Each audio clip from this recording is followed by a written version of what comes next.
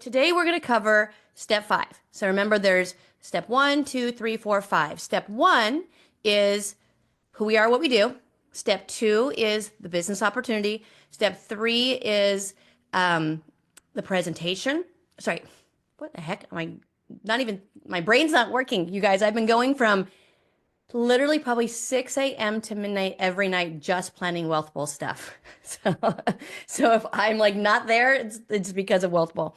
It's a Wealth Bowl season for me. And I've had a real bad sore throat too, but we can get through this. Okay. All right. So today we're going to go over step 5. Remember, there's 5 steps. Step 1 is the who we are, what we do. Step 2 is the opportunity. Step 3 is the fast start. Step 4 is the financial education. And step 5 is the solution, or helping the family with their financial plan. Okay. So we're going to do that today. And we have our prospects on from last time, Sarah and Kaysen.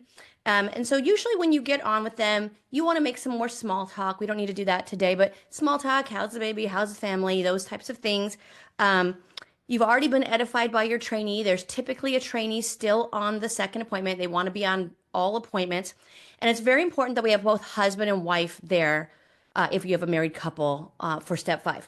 All right. So you're going to review a lot of what we talked about in the step 4. Well, when we gathered the financial information. All right, so let's get started. Hi, Sarah. Hi, Kaysen. How are things going? You're great. How are you? Good, good. Getting ready for the holiday? Oh Busy yeah, like Yeah. crazy? most definitely. Yeah, you got everything ready? No, we're still connecting. We're like one of those people that wait to the last minute. These Yeah. just Well, I felt like shopping. she was more of that person. I don't know. I thought maybe you might be the planner in the family. Well, good. Well, I just wanted to review. I'm really excited about what we put together for you guys. I wanted to review a little bit about what we talked about last time. Remember, we took your financial needs analysis and we went over some of these things, but some of your biggest goals were protecting your family, making sure that you have the right coverage for your 3 kids, especially your young kids, getting out of debt, emergency fund. And then one of the biggest ones was building wealth, like having a solid financial foundation and building wealth, and maybe some other fun things. I loved the goals around the foundation that you want to have and the legacy and contribution goals. I loved that. Bigger home maybe down the road. But the major ones that stuck out to me was protection and building wealth and then the getting out of debt. Is that right? Yeah, spot on. Yeah. Okay, I just wanted to recap that, make sure that was still all right. And we talked about wanting to have, higher returns with a guarantee and then also the least amount of taxes for that long-term savings. Okay. I did get all your statements and I was able to review them. I talked a little bit with Kaysen. When we looked over your insurance, you thought you had he thought he had $100,000 whole life policy. But when we looked at the statements, we actually found out that it was accidental death and dismemberment only. So, Sarah, Kaysen, you said you were going to terminate that one, that you were going to cancel that one. Yes. Okay. So that was $25 a month. And then you had that little term policy for 25,000 funeral expenses through the credit union, Sarah. So not a lot of coverage, really none for him, and just barely funeral expenses for you. So I did a lot of work on that, and looked at all of your statements as well. So I got some really cool ideas with that old 401k. You had 30,000 in it. You thought it actually had decreased a little bit and came back up a little bit. So now it's at 27, but there was some loss. And there's just, sitting there that was with your old employer. So it actually did okay this year, but it still is subject to loss in the market. So I had some cool ideas that we can do with that as well. But before we get into that, let me pull up this thing for you and kind of show you just some foundational stuff on, oops. Neil, Neil, um, shoot, hold on. Can you fix this? It is not my iPad, so I don't know where that presentation even is. It's supposed to be on my iPad. The presentation. Oh, okay. It's right here. Cool. We'll have to edit that part out. All right, let me show you something real quick. Here. Okay. So you said, and tell me if this is still right. Your income take home was about 9,200.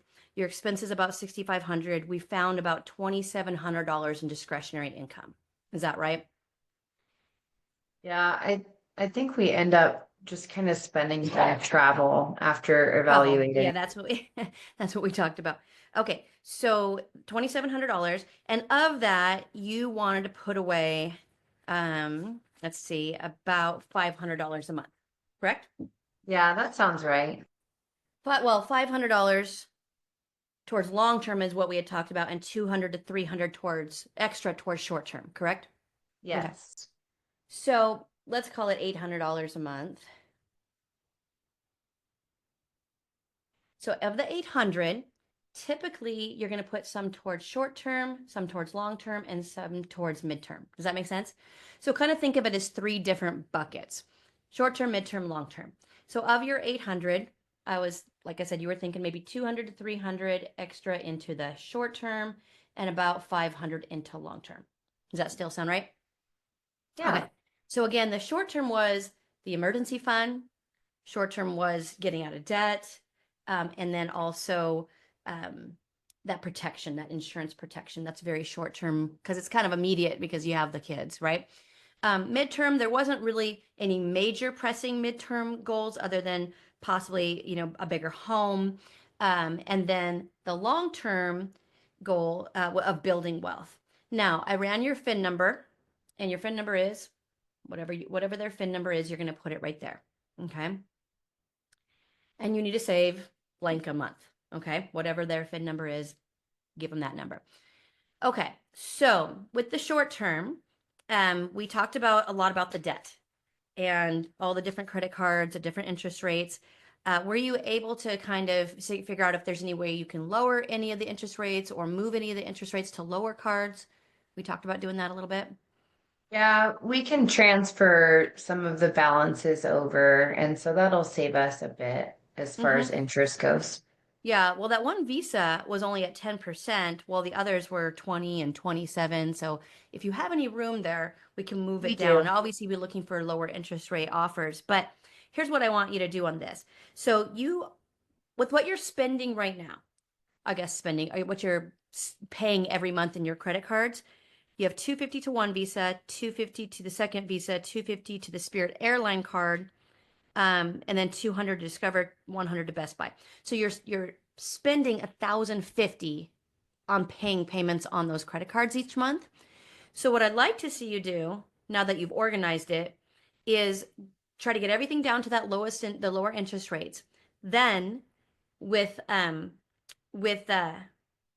of this extra money here, the 200 to 300, we're going to allocate a little bit more to the credit cards. But what we're going to do is we're going to pay the minimums on all the cards, and then the balance of that, let's call it $1,250, is going to get paid to the Discover card. The $10,000, that's at 27%. And we're just going to start hammering away at that Discover because that's at the highest interest. Once the Discover is paid off, then that big balance that you're paying every month, you're going to move it down to the Spirit Airlines, and you're going to pay that one until that one's paid down, and then to the next lowest, until you're paying that $1,250 on the lowest interest rate card. Does that make sense? Okay, and we'll Yeah, get more totally. organized on that. But that's kind of our strategy for now on that. For emergency money, you had the money market, the checking, and the savings. You had the cryptocurrency that you put 150,000 in. That's now worth 2,000. Let's not do that again. But right now you have about 25,000 in emergency, correct? Okay. Really, you probably should have about 3 to 6 months. You have a mortgage, you have kids, you have income that kind of fluctuates. So 3 to 6 minimum. And so that's somewhere between 27,000 and 55,000. Okay. So what I want you to do is figure out, again, how much of this extra money you have, of that 2,700, that you can pay down pay into that emergency fund as well. Okay. Um, Again, at least $100 a month to start, but I know that you can do a lot more than that. Um, and we're going to put it in something separate. Your highest earning emergency fund is 0.02% in your savings account. So we're going to put it in something that is totally liquid and totally safe, but earning much higher returns than that. Okay. Um, and we're going to get a goal of getting at minimum 27,000 in there, which right now you're at 25. Okay. We're going to get to that 27 as quickly as possible within a goal of getting up to the 50,000, 55,000 range. Okay. Okay. So again, that's with our short-term money. 200 to 300 we're going to allocate now, but again, you do have a lot more discretionary that we can start throwing at that as well. Now, for the long term, I want to at least start with the 500, okay, and start building that savings habit and becoming an investor, okay? So again, the short term, that's supposed to be liquid. It's not going to earn great returns. It will earn better than what you're getting now, but I want to put the long term in something that's going to do what you wanted, which is achieve, building that wealth, amassing that financial wealth, and for your long term. All right, so for the $500, sorry, with the $500 a month, let's just talk about that for a second. For the long term savings and the higher returns, remember we talked about there's fixed accounts like the bank that doesn't earn much. We have many things that are better than that obviously, and then of course there's the stock market where you could earn great returns, nowhere near as risky as what you did with the crypto. I wouldn't put you in stuff like that, but still having chance of loss. Or there's those index accounts that we talked about where you can only go forward and you can never go backwards, where it goes up in the market goes up, and then when it market goes down, you have that stop, that floor, that minimum return. So for the long term, what were you thinking? What were you leaning towards? Where would you want your long-term money? I mean, I'd love to get good gains, but I certainly love the idea of protection and not having lost like I have before. I just didn't really know that was available. Okay. So you're leaning more towards the index. Okay, perfect. Because based on your financial needs analysis and all of your goals, that's what I thought would be the best for you as well. Good. So I just want to make sure that we're on the same page there. So now let's go again. Let's talk about that $500, that long-term money only. Kind of don't worry about the short term for now. So for the long term, again, there we talked about there's tax now, tax later, and tax exempt. And we both agreed that tax never sounds best, right? So again, tax now is more your checking or savings or those types of accounts. Your straight just savings like mutual funds, stocks, bonds, checking account, saving account. Remember, they have the capital gains come out, so it never really has that compound interest happening like we talked about. These are good for the emergency funds and for your banking and paying bills and those types of things. So we'll have some of those. Tax later is like that old 401k that you have, okay? Where it can grow tax deferred, but again, every penny coming out is taxable. If you take it out prior to 59 and a half, remember you have that 10% penalty, but you have to wait till 59 and a half. So that's that account. Now, again, neither one of you have access to a 401k with your current employer, so I don't really need to worry about that. And then new IRAs and those things, again, there's the 59 and a half rule. You have little kids, you have this goal of building long-term wealth, but 59 and a half is a long ways away. And I do want you to have maybe a little bit more flexibility to access it. Plus, I want most of your long-term money going here, if possible. Does that make sense? Okay, Yeah, so there's totally. only a couple things that are tax exempt. One is a Roth IRA. You probably heard of Roths. I love Roths. And then there's IULs and VULs. Okay. IULs and VULs can have other names that, social media and things like that, they talk about it and they give it other names that are fancy, like LIRP or which is Life Insurance Retirement Plan, or 7702, or all these weird things that they call it. All of those are out of compliance and not accurate to be called, right? It's actually called index. Oops, I put UIL, Index Universal Life. So the I in index stands for, sorry, the I, I'm gonna put my pin up. The I stands for index. The U stands for universal. The L stands for life. Indexed means it's hooked to an index.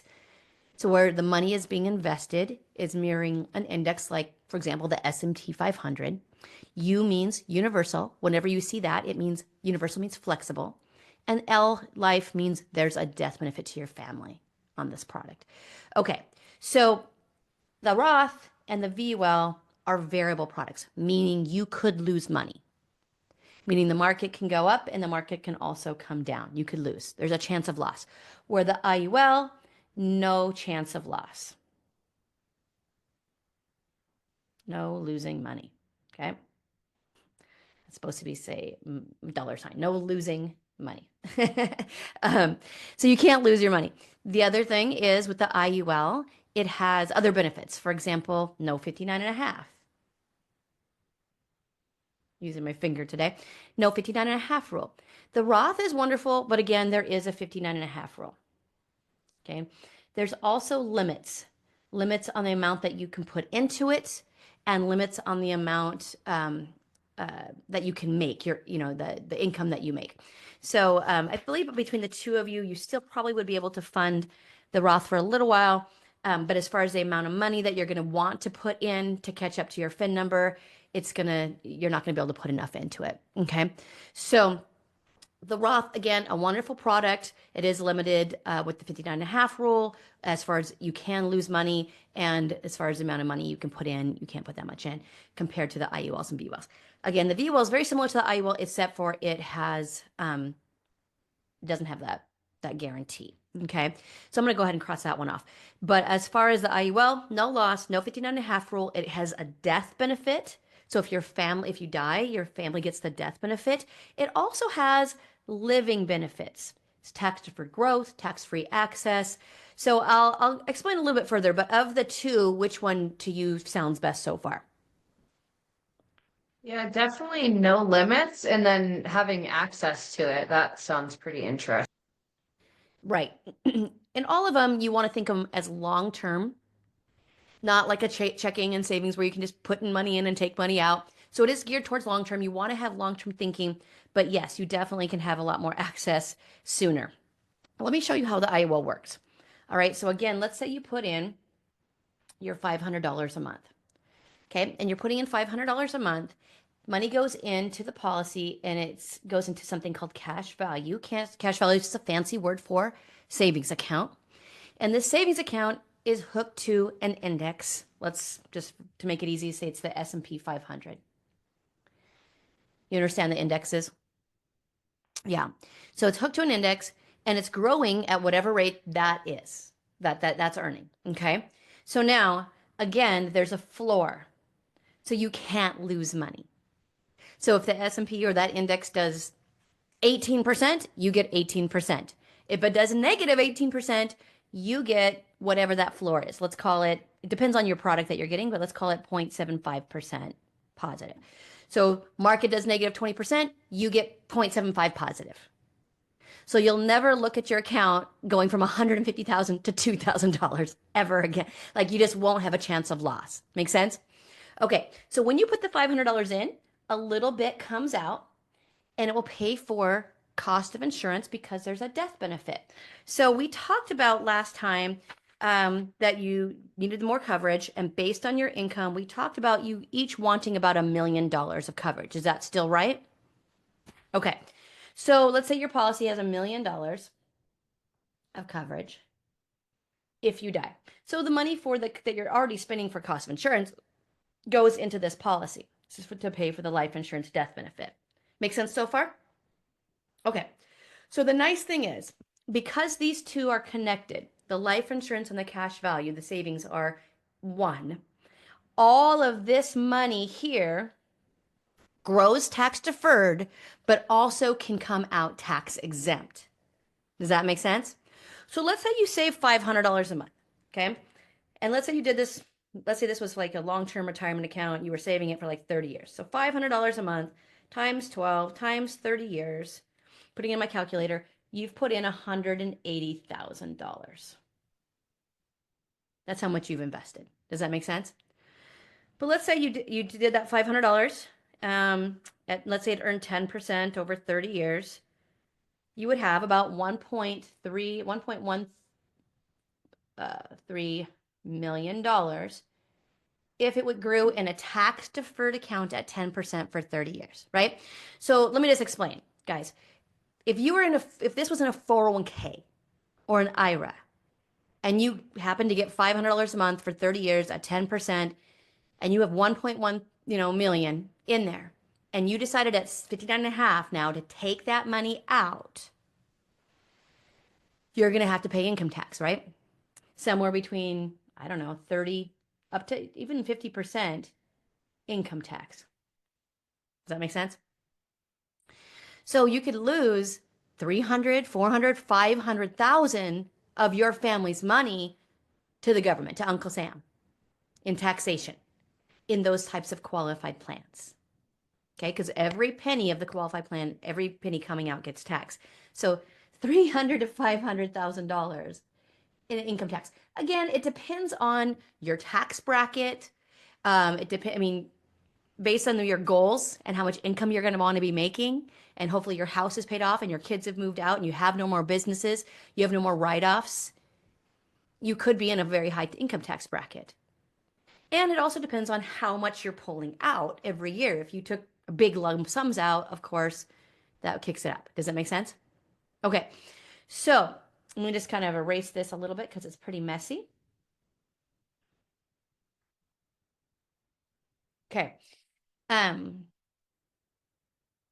So let's say you have that 1.3 million in your cash now, and now it's in an IUL, and you want to pull that money out.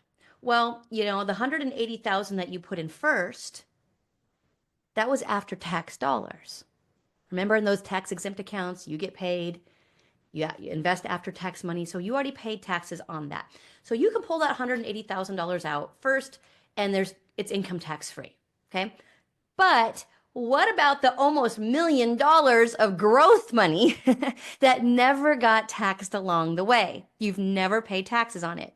So instead of calling up and asking for a withdrawal from your, savings account, instead you're going to call up and ask for a loan from the life insurance company. Okay?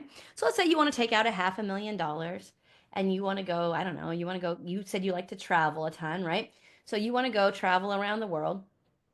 You want $500,000. Well, you have a 1.1 million in there, so you can take out whatever you want. And so let's say you take out $500,000. And then when you get a loan, do you ever pay taxes on a loan? No. No, like when you buy a house, they don't send you a 1099, a big tax bill. Yeah, I've Mm-mm. never reported a home loan on my No, tax. right? No, you don't pay taxes. What do you pay on a loan? Interest, right? Yeah, Okay. interest. Okay. So let's say they say, okay, we'll give you the $500,000, no questions asked, but we're going to charge you 3% interest. Is 3% better than 30 to 50% taxes? Yeah, Yeah. by far. Yes. Okay. So 3%, and let's say, the 3% is way better. But here's what happens. They take the 500,000 out of your 1.3 and they put it in a separate account that guarantees to pay 3%. So no matter what the market's doing, that's gonna pay 3%. It's a fixed account. And they pay you back 3%. So if they're charging you 3%, but they're paying you 3%, how much are you really paying on your loan? 0%. This is a real thing. It's a wash loan. Yeah. Isn't that awesome? Right? So, yeah, it's a wash loan. So essentially, again, all those weird names that they call this thing, infinite banking or borrow from yourself, all those things. Really, what you're doing is you're not borrowing from yourself, you're borrowing from these guys. They're taking the money from your account, using it as collateral, and paying you back. Now, you could spend all that money, you could pay it back. I have taken money from my IULs to get, the down payment on a home and then paid it back. You know what I'm saying? So you can use it maybe to pay for a daughter's wedding or to start a business or, whatever it is, again, along the way. There is no, again, 59 and a half rule. Now, how it works is let's say you spend all that money and then you die. You never paid it back. So what's going to happen is they're going to then give you your death benefit, not you, but your kids or your beneficiary, your $1 million death benefit plus whatever is in the savings account, whatever's left over in there and whatever that's grown to, also income tax free in the form of a death benefit. Does that make sense? Yeah, that's So crazy. it's awesome. So again, there's a lot of these weird names floating out there. They're talking about this product so much now. I've been doing this 25 years and now it's kind of blown up to be such a popular thing. But my favorite reference to it is called the Swiss Army knife of financial services. And they call it that Swiss Army knife, or they reference that because it's a tool, a financial tool that does so many things. So it does where you have, tax deferred growth, you have tax free, and when you take it out, if you take it out in the form of those loans, right? So tax free withdrawals, you have a living benefit. So if you were to get sick, like chronic, critical, conditions, like a living benefit, like a long-term care benefit built in, so that $1 million, the death benefit, you can actually access while you're alive if something were to become, like a living benefit, like a long-term care benefit. So that's wonderful because the number one cause of bankruptcy in the United States is still medical bills.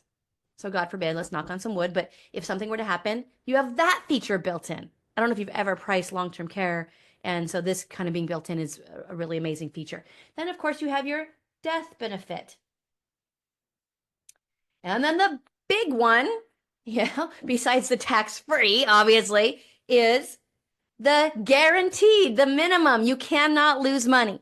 So again, most of these IULs also have a cap, which is a downside where, again, that's the only downside where, you can't lose money, but also there's a cap on the index or a cap on the amount of money that you can make. For example, some of them will have like a 13 or a 15% cap. So if the market does 20, you only get 13. Now, in your state, there's a product right now approved that I love. And actually, I just got another one for me that does zero cap.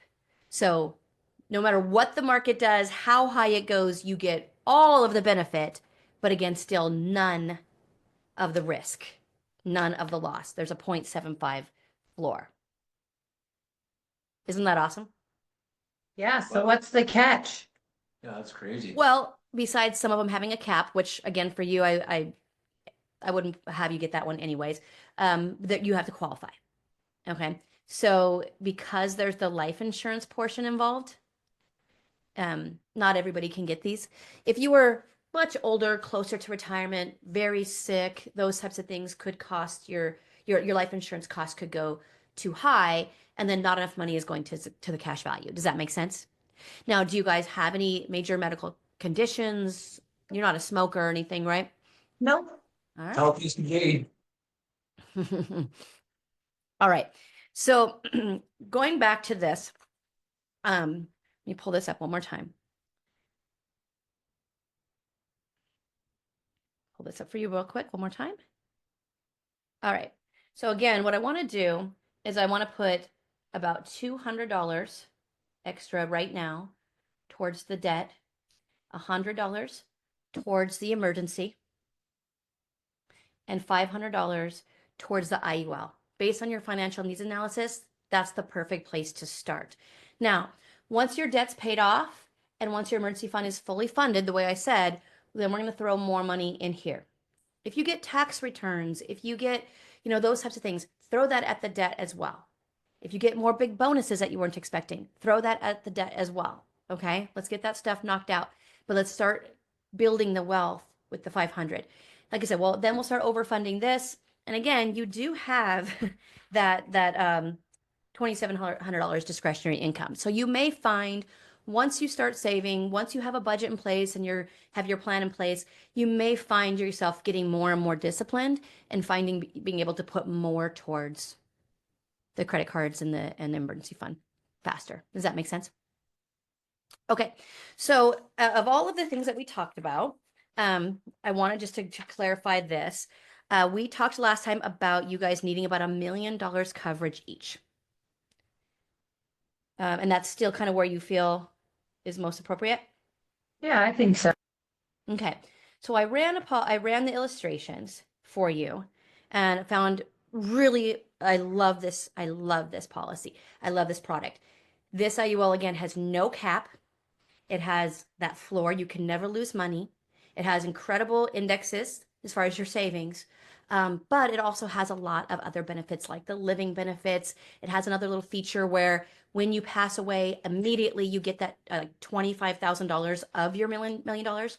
Like a lot of times in life insurance policies, you have to wait till, death, you have your death certificates and prove that, you died and all that stuff. But immediately you'll get $25,000 to pay for that funeral. So you don't have to do GoFundMe's or, have a lot of stress. It's actually a white glove treatment. Like you can actually have them help you plan funeral stuff, find all the pricing of the funeral parlors, order flowers for you. It's a pretty phenomenal service, but it's all built in because this particular IUL is really built for families. So anyways, so how this works is we're going to do the $1 million. Now I want to get you the coverage that you need, the $1 million, so in case something happens, but for the least amount of cost possible. Does that make sense? So more money will be going over to the savings. Okay. So how I'm going to do it is for each of you, I'm going to be doing like a base insurance of $500,000, like a regular permanent life insurance, $500,000, but also a rider of term insurance riding on the policy. So not like your other term insurance where it's like 5 years or 10 years or 20 years, but it rides on your policy for as long as you need it. So when you're much older and the kids have moved out and the debt's paid down and the house is paid down, you won't need that. We can pull that off. And more money again can go towards the savings. Does that make sense? Okay. So, but doing it this way is a lot more cost effective. So you get the more coverage, again, less cost. Okay. And then, so we'll do that. You also mentioned that you want a policy to look at policies for the kids. So I ran each of the kids as well. Okay. We'll do that in a second. All right. For the old rollover of that 401k, that's a no-brainer. We'll do that. We'll do that later too. That we'll just, again, we'll put it into something where you're getting better returns, but also have the guarantee that you can't lose money. Okay. We'll talk about that one later, but I really want to do this one first because this one's the most important for you. All right. So now how these work, Sarah, does that $500,000 sound good so far? Yeah, that sounds understand really what I cool. mean I by had no that? idea you could do that. Mhm. Yeah, it's just a much, like I said, it's almost free, that other $500,000 of coverage. Okay. So now how these work is IULs have a minimum, what we call a target, and a maximum.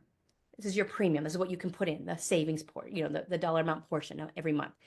So your minimum is kind of just a guideline. You don't have, if you have money in there, you don't have to put money in. Like you have a bad month or you don't want to put money in that month, you don't have to. Because if it has cash in it, it'll just pay for itself. It'll just come out and pay for itself. But this minimum is a suggestion that if you always pay this minimum, no matter what, your policy can never lapse. Now, not all IULs have that, but this one has this suggestion because why? Because again, it's meant for families, not just super high-end savvy investors that know all these things. Okay. So it's just giving you this minimum. Then you have a target and then you have your maximum. Now, the target is to, again, keep you on track for savings and you want to try to always pay above your target. The maximum is a very real number though. That one's very important. Okay. The maximum means you could only put this much a month and not be taxed. Okay. So I'm going to give you these three numbers. I really tried to make it extremely flexible for you, knowing that you have $2,700 a month that you could grow into pretty quickly as far as your savings. Okay. But also I want to keep it very low on the minimum so that you can always afford that. Okay. So I'm going to give you these three numbers. You tell me, you say, yep, I can definitely do that. All right. So, for your minimum on Sarah, we have $232. Okay. That's your minimum. Your target, $434. Okay. Now the max that you can put in is $3,760. Wow. Okay. Now, yes. So you have a lot of flexibility. Okay.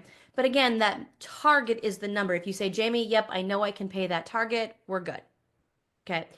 And then for Kaysen, okay, yours is 183 for your minimum, 214 for your target, and let's see, it's 3260 for your max. Okay. So Okay. you guys have a lot of flexibility there. And that's for you to be able to get that $1 million.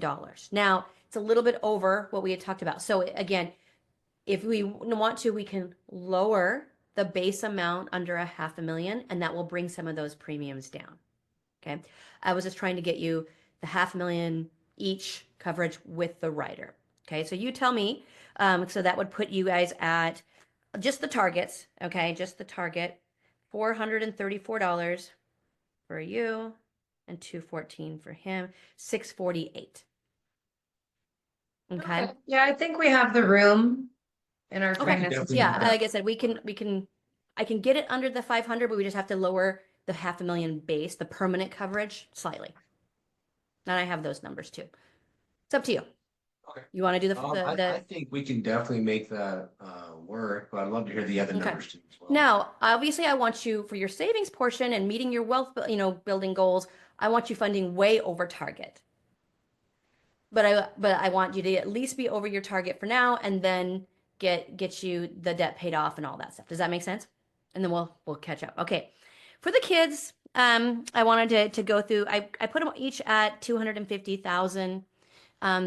They can have about half the coverage you have. My kids have about 250 because they're so young, and their cost of insurance is so low. It kind of limits how much they can put into it. Does that make sense? How these things work is they base it on your age. It's not like 59 and a half and you can only put this much money in. It's really based on your age and the amount of insurance you have. And the more coverage, it opens up a bigger pot that you can put money in.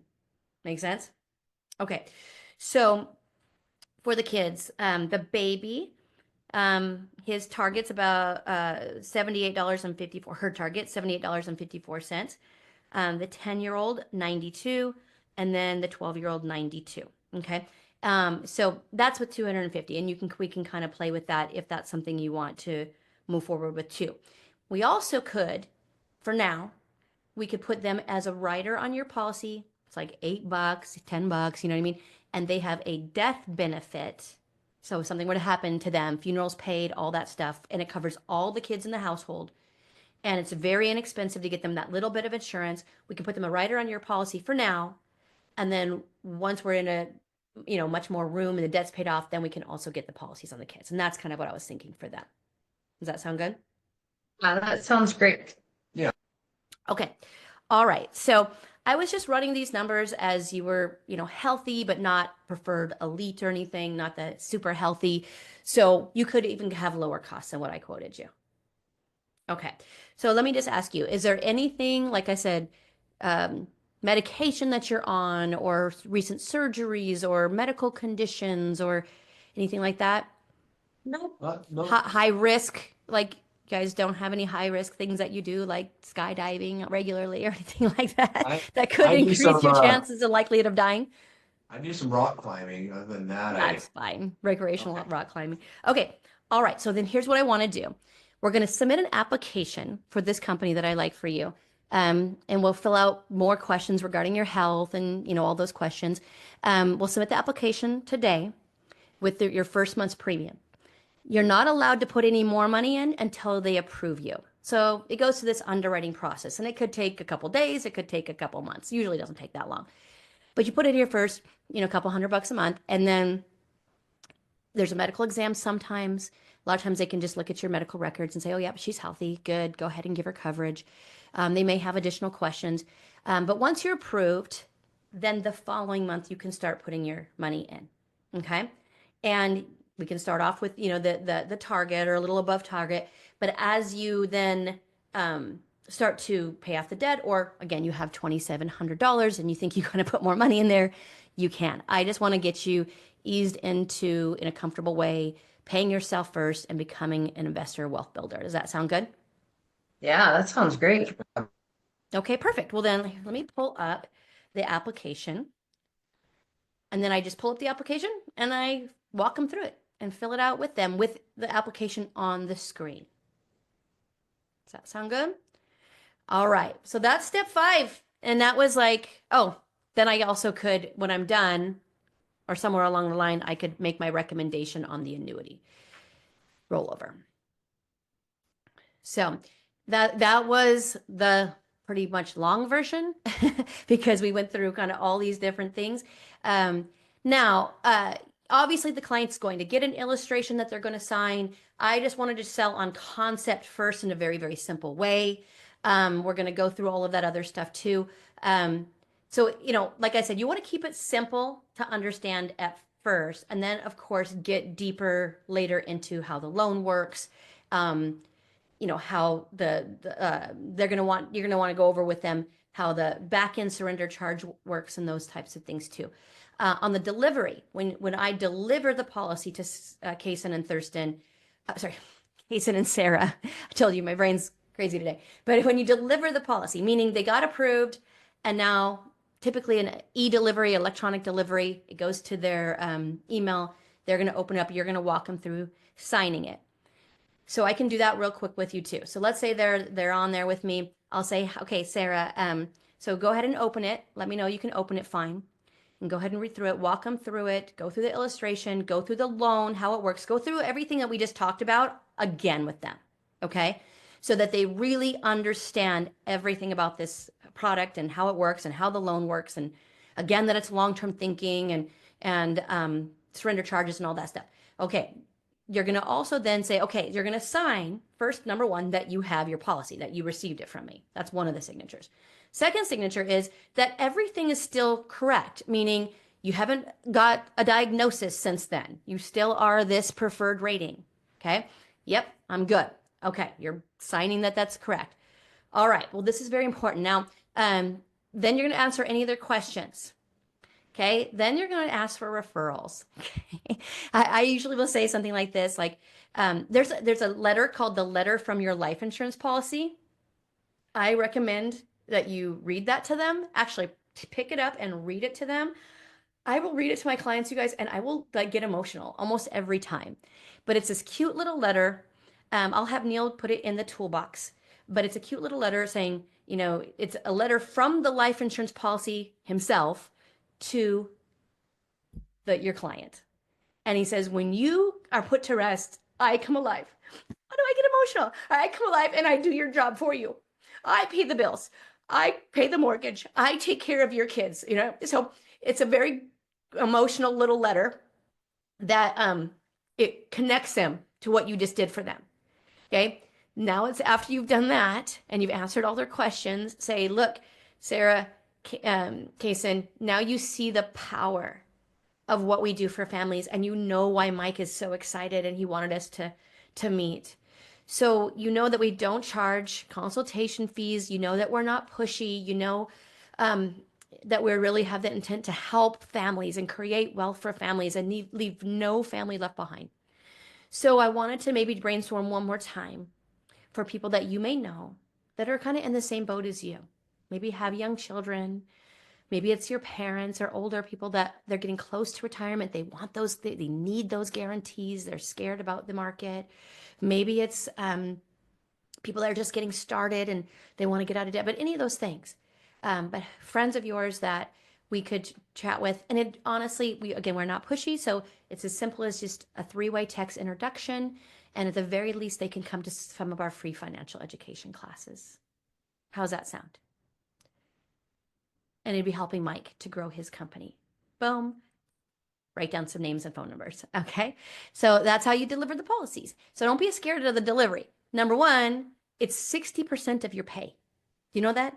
You only get 40% on the advance. So more than half of your commission on the sale comes after delivery. So you got to make sure you're getting those deliveries out as fast as possible.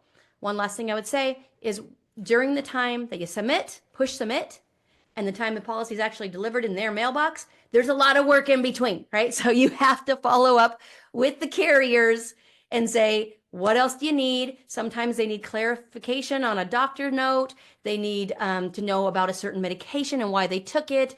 They need the spelling of a name because I don't know. Like they just need lots of different things underwriters could possibly be holding up this thing for, and you want to try to get that thing to issue. And we've been able to turn around policies in 24 hours, like submit to in their mailbox in 24 hours. And so if that's not happening with you, maybe you think that there's like some magic thing that happens from submit to delivery, and that's not true. So I just want to make sure that everybody knew about that too. All right. So I hope all these trainings were helpful. And we're going to have these on the website as well. All right, guys.